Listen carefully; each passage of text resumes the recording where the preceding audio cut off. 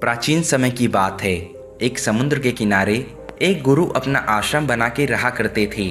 हजारों शिष्य उनसे ज्ञान ग्रहण करने के लिए दूर दूर से उनके पास आकर रहते थे। गुरु का ज्ञान देने का तरीका भी बड़ा ही अनूठा था। शुरुआत में वो अपने शिष्यों को उपदेश के माध्यम से ज्ञान देते थे। उसके बाद वो अपने शिष्यों को उस ज्ञान का अनुसरण करने के लिए कहते थे। उस ज्ञान को अपने व्यवहारिक जीवन में उतारने को कहते थे। एक बार उस आश्रम में एक सम्राट अपने बेटे को लेकर पहुंचा। उस सम्राट ने उस गुरु से प्रार्थना की कि आप मेरे बेटे को अपने आश्रम में रहने दें और अपने तरीके से उसे ज्ञान दे। उसे इस आश्रम में बिल्कुल भी ऐसा नहीं लगना चाहिए कि वो किसी सम्राट का बेटा है। उसे बिल्कुल साधारण शिष्यों की तरह ही ज्ञान देने की कृपा करे। गुरु ने मुस्कुराते हुए कहा कि सम्राट, ज्ञान इसी तरीके से लिया जा सकता है। अगर तुम अपने आप को दूसरों से बड़ा समझोगे तो तुम ज्ञान ग्रहण नहीं कर पाओगे। अगर तुम्हें ज्ञान ग्रहण करना है तो तुम्हें दूसरों की तरह अपने आप को साधारण समझना होगा। यही ज्ञान ग्रहण करने की सबसे पहली सीढ़ी है। तुम निश्चिंत रहो, आज से तुम्हारे बेटे की जिम्मेदारी मेरे कंधों पर ही है। ये कहकर गुरु सम्राट के बेटे को अपने साथ लेकर समुद्र के किनारे टहलने के लिए निकल गए। आश्रम में बाकी सभी बच्चे उस सम्राट को देख रहे थे। सम्राट अपने बेटे को अपने रथ पर बिठाकर लाया था, जिससे सभी बच्चे समझ गए थे कि ये लड़का सम्राट का बेटा है। इसी वजह से आश्रम के सभी बच्चे सम्राट के बेटे की तरफ आकर्षित हो गए थे। जब गुरु सम्राट के बेटे को लेकर समुद्र के तट पर टहल रहे थे तो सम्राट का बेटा अचानक फुट फुट कर रोने लगा, क्योंकि अभी वो सिर्फ 12 वर्ष का था और 12 वर्ष की आयु में उसके पिता उसे अपने से दूर छोड़कर चले गए थे। ये सदमा वो बच्चा सहन नहीं कर पा रहा था। वो समझ नहीं पा रहा था कि उसके पिता उसकी भलाई के लिए उसे उसको गुरु के पास छोड़ गए हैं। उसे रोते हुए देखकर गुरु ने कहा कि बेटा, मैं तुम्हें चुप नहीं करवाऊंगा। हो सकता है कि आज मैं तुम्हारे आंसू पोंछ दूं, लेकिन कल तुम फिर अपने आप को अकेला पाओगे। याद रखना, जीवन में इंसान अकेला आता है और अकेला ही जाता है। जितनी जल्दी जो इंसान इस बात को समझ लेता है वो उतनी जल्दी आत्मज्ञान के रास्ते पर निकल पड़ता है।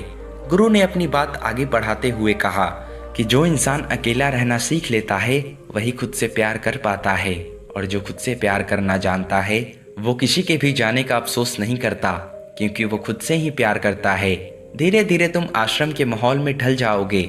शुरुआत में तुम्हें समस्या आ सकती है, लेकिन कुछ दिनों के बाद तुम इसे आत्मसात कर लोगे। उसके बाद तुम्हें यही जगह बहुत अच्छी लगने लगेगी। ये जगह तुम्हें अपनी महल जैसी लगने लगेगी। संध्या हो चली थी। समुद्र के दूसरे छोर पर सूरज छिपने लगा था और अपने लालिमा को पूरे आसमान में भी घेर रहा था। बड़ा ही सुंदर दृश्य था और गुरु शिष्य को अपने साथ लेकर आश्रम में वापस लौट आए। उस शिष्य को भी थोड़ी संतावना मिली, क्योंकि गुरु की आंखों में एक अभूतपूर्व शांति झलक रही थी। और जब हम किसी एकांतवासी गुरु की आंखों में वो शांति देख लेते हैं तो हमारे हृदय में से भी सारा भार हट जाता है। मन एकदम निर्मल हो जाता है। जब सम्राट का बेटा रात्रि का भोजन करने के लिए भोजन कक्ष में पहुंचा तो आसपास के सभी शिष्य उसके पास आने लगे। उन सभी को पता था कि ये सम्राट का बेटा है और अगर हम इससे दोस्ती कर लेते हैं उससे हमारा बहुत फायदा होने वाला है। यही सोचकर आश्रम के ज्यादातर बच्चे ने उसे घेर लिया था। बस कुछ बच्चे जो अकेले रहने का महत्व समझते थे, जो दिखावे में विश्वास नहीं करते थे, वो उस सम्राट के बेटे के पास जाने की बजाय अपना पूरा ध्यान खाने पर लगा रहे थे और एकांत में बैठकर अपना भोजन कर रहे थे। कुछ दिनों के बाद सम्राट के बेटे की आश्रम के ज्यादातर बच्चों के साथ दोस्ती हो गई। अब वो आश्रम में उन बच्चों के साथ घूमता, उन्हीं के साथ ज्यादातर समय बिताता। आखिरकार सम्राट का बेटा था, सुख सुविधाओं में पला बड़ा था। आसपास बहुत से दास और दासियां होते थे। आसपास अपने मित्रों से घिरे होना, वही दिनचर्या उसने आश्रम में भी अपना ली थी। ऐसा नहीं था कि गुरु को ये सब पता नहीं था, पर गुरु उसे अलग तरीके से ज्ञान देना चाहते थे। बच्चों को ज्ञान आप उपदेश देकर नहीं दे सकते, उन्हें साक्षात्कार करना पड़ता है। उसके बाद उन्हें वो बात समझ आती है जो आप समझाना चाहते हैं। गुरु को ये बात पता थी कि अगर मैं सिर्फ बोल कर बताऊंगा तो ये कभी नहीं समझ पाएगा। मुझे ये दिखाना पड़ेगा, इसे एहसास दिलाना पड़ेगा कि अकेले रहने से ही तुम अपनी शक्तियों को जान पाओगे। ये सीख देने के लिए गुरु एक दिन उस शिष्य को अपने साथ एक पहाड़ी की चोटी पर ले गए। पहाड़ी पर पहुंचकर गुरु ने उस शिष्य से कहा कि अब तुम्हारा ज्ञान पूरा हो चुका है, बस एक आखिरी रात तुम्हें यहाँ पर बितानी होगी। उसके बाद अगले दिन शाम को मैं तुम्हारे राजमहल में तुमको पहुंचा दूंगा। वो बच्चा तो ये सुनकर बहुत खुश हो गया कि अब मैं वापस अपने राजमहल चला जाऊंगा। फिर से मेरी दास और दासियां, सारी भोग की वस्तुएं मेरे पास होंगे। उस शिष्य ने गुरु से पूछा कि गुरुजी, मुझे आज रात आप यहाँ पहाड़ी पर क्यों छोड़ रहे हैं? आखिर मुझे कौन सा आखिरी ज्ञान यहाँ से मिलेगा? गुरु ने मुस्कुराते हुए कहा कि यहाँ पर चट्टान के पीछे तुम्हें छिपकर बैठना होगा।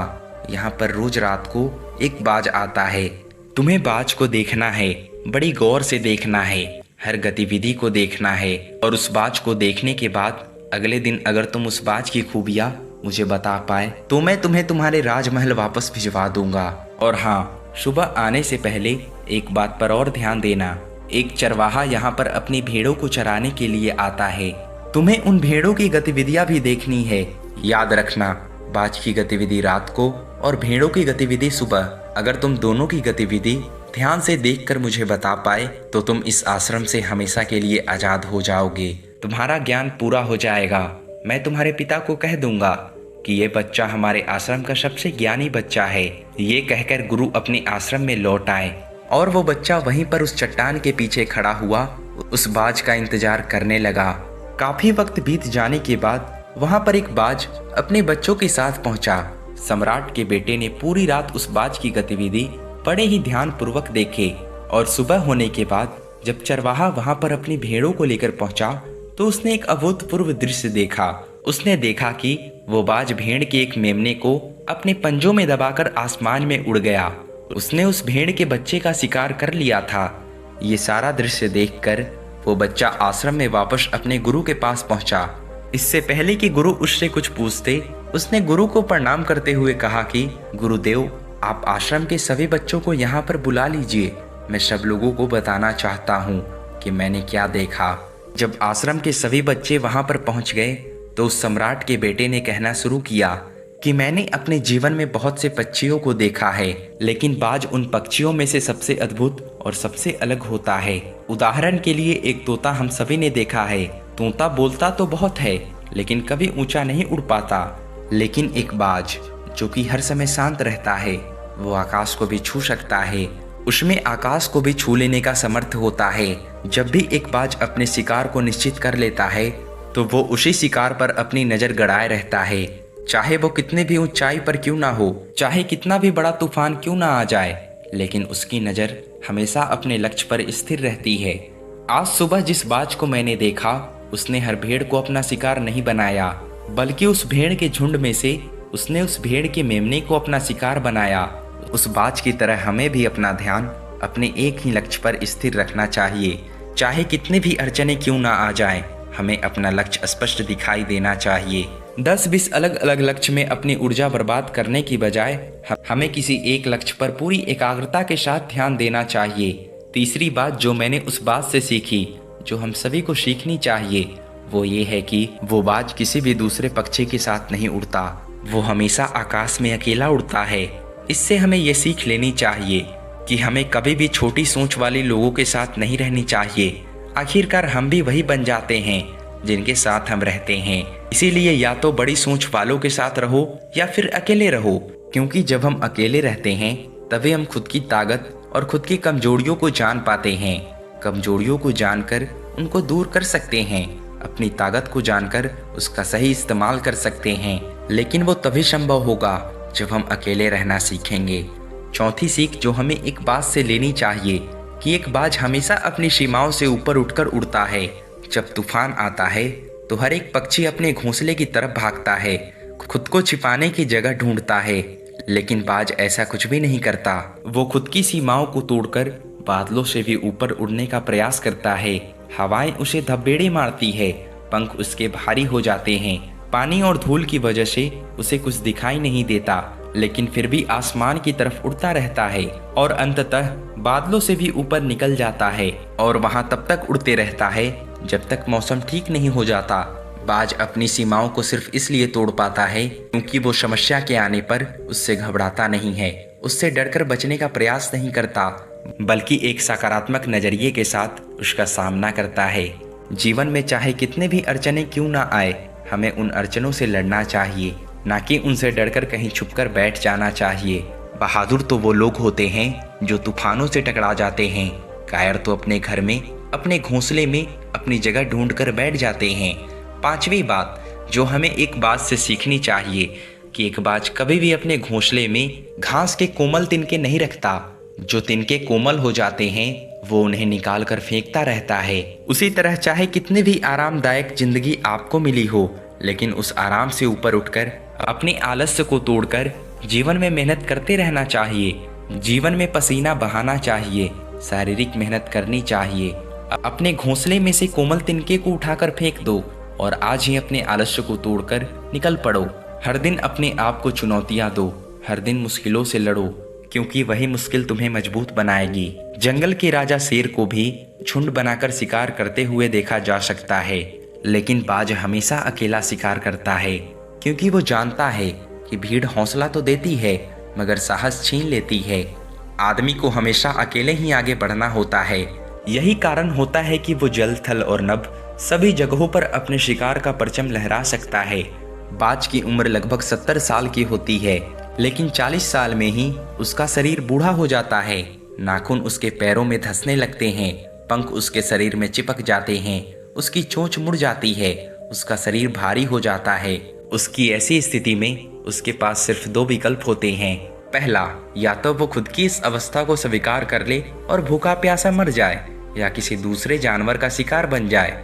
और दूसरा विकल्प ये होता है कि वो 6 महीने एक बहुत ही दर्दनाक प्रक्रिया से गुजरे और खुद को फिर से पहले जैसा मजबूत बना ले। लेकिन बाज तो बाज है, वो दूसरा विकल्प चुनता है। इसके लिए वो खुद को एक बहुत ही ऊंचे पहाड़ पर ले जाता है, जहां वो पहले अपनी चोंच से अपने सारे पंख खींचकर उखाड़ देता है और फिर चट्टान पर पैर मार मार कर अपने पंजे तोड़ देता है। उसके बाद उसी चट्टान पर अपनी चोंच को पटक पटक कर तोड़ देता है और इस लहूलुहान अवस्था में खुद को दूसरे जानवरों से छुपाता फिरता है। अगले 6 महीने तक वो इसी दर्दनाक प्रक्रिया से गुजरता है और इंतजार करता है नई चोंच, नई पंख और नए पंजों का। तब फिर वो अपनी नई जिंदगी शुरू करता है और निकल पड़ता है अपने शिकार पर और अगले 30 सालों तक फिर से राज करता है। इसलिए समय आने पर हमें भी अपनी पुरानी आदतों को छोड़ना पड़ता है और कुछ नया सीखना पड़ता है। समय के साथ बदलना पड़ता है, अपने आप को तैयार करना पड़ता है, वरना हमारा भी शिकार हो जाता है, हम भी पीछे रह सकते हैं। इसके बाद सम्राट के बेटे ने भेड़ की विशेषता बताते हुए कहा कि भेड़ हमेशा झुंड में चलती है, उन्हें झुंड में एक साथ चलने से हिम्मत मिलती है, लेकिन जैसे ही उन पर शिकार होता है वैसे ही वो भेड़ तितर बितर हो जाते हैं और उस पूरी भीड़ में से एक भी भेड़ अपनी साथी की मदद करने के लिए वापस नहीं लौटता। इससे हमें ये सीख मिलती है कि हमारे साथ कितने भी लोग खड़े हो, किसी पर भी यकीन नहीं करना। यकीन करना तो खुद पर करना, क्योंकि बुरे समय आने पर वो लोग कब तितर बितर हो जाएंगे आपको पता भी नहीं चलेगा। गुरु को प्रणाम करते हुए सम्राट के बेटे ने अपने गुरु से कहा कि गुरुदेव, अगर मुझसे कोई सीख रह गई हो तो कृपया करके आप बताने की कृपा करें।